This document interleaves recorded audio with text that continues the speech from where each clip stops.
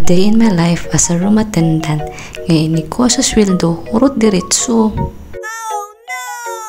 Nya na gusto mapil sa atong vlog, bahala daw wala pa sweldo. Sa pagkakaroon, kalamay nga binilin sa guest akong ma-offer.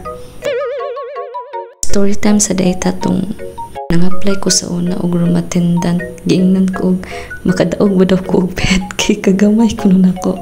Aw ni katawar ko oy, ni anak ko kaya ma'am, kaya muka. Basin ganahan mong magpatudlo diha. Comment down sa comment section. Kay nindot man gyud og naa kay may baw-an bisag basic lang.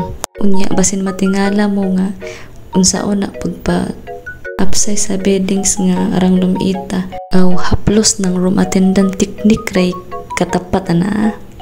Kuyaw ni among kamot kay mura ni og plancha. Kabantay mo nga akong ibutangan daan og pillowcase ang pillow kay aron dire-diretso na lang inig tao dapit sa may headboard.